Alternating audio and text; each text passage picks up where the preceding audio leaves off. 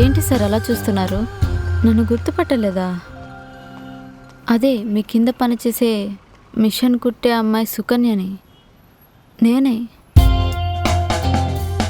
ఓ, ఈ కారు, ఈ ఐశ్వర్యం ఎలా వచ్చాయని చూస్తున్నారా?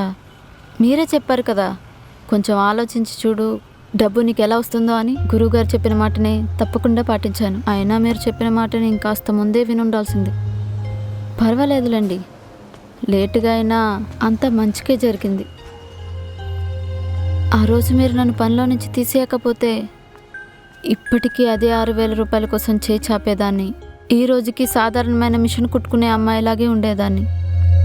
ఇప్పుడు చూడండి, ఈ సుకన్య 2 గార్మెంట్స్లకు ఓనర్. పెద్దలు చెప్పారు కదా, జరిగేదంతా మంచికే అని. అది ఈరోజు నిజమైంది. ఆ రోజు నా కూతురు హాస్పిటల్లో అడ్మిట్ అయినప్పుడు ఎవరూ నాకు సహాయం చేయలేదు. పక్కింటి ఆంటీ నాకు సాయం చేశారు. నా పాలిటి దేవత అయ్యారు. ఒక వేసే దగ్గర నేను సహాయం తీసుకున్నప్పుడు మీరందరూ నన్ను అదోలా చూశారు. నన్ను పనిలో నుంచే తీసేశారు. ఇంతకీ నేను చేసిన తప్పేంటి? మీతో నేను అడ్జస్ట్ కాలేదు కదా, అదే నేను చేసిన తప్ప. తన బ్రతుకు తెరువు కోసమో లేదా తను చేయని తప్పు కోసమో అది తన వృత్తిగా మారింది. తను అలాంటి పని చేసినా ఒకరి కష్టం చూసి స్పందించే హృదయం తనది. కానీ ఈ సమాజం ఏం చేసింది? నేను తన దగ్గర సహాయం పొందినందుకు నన్ను కూడా అలానే చూసింది. నాకు కూడా వేసి అనే పేరు పెట్టింది. ఇంత జరిగినా నేను నమ్ముకున్న దేవుడు నా చెయ్యి వదిలిపెట్టలేదు.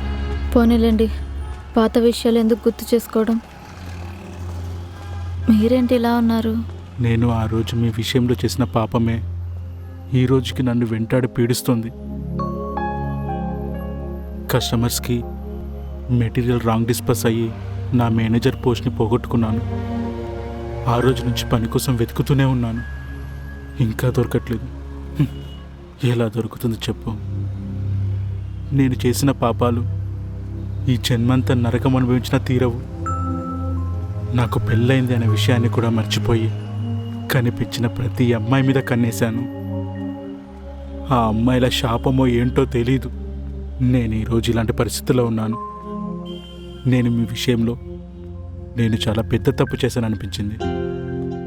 అందుకే మిమ్మల్ని క్షమించమని అడగాలని మీ ఇంటికి వెళ్ళా. అంతలోనే మీరు ఆ ఇల్లు ఖాళీ చేశారని తెలిసింది. దయచేసి నన్ను క్షమించండి. కావాలంటే మీ కాళ్ళు పట్టుకుంటా. అయ్యో సార్, మీరు ఇలా చేయకూడదు. మీరు చేసిన తప్పు మీరు తెలుసుకున్నారు కదా, అది చాలండి. మనం చేసిన పాపాలు మన వెంటే ఉన్నాయని చెప్పడానికి మీరే ప్రత్యక్ష సాక్షి. వదిలేయండి, అంతా మర్చిపోండి. అదొక పీడకల అనుకుని మీరు ఒకసారి ఆఫీస్కి రండి. For more updates, like, comment, subscribe to our channel. Hey darlings, గంటని click చేయడం మర్చిపోకండి.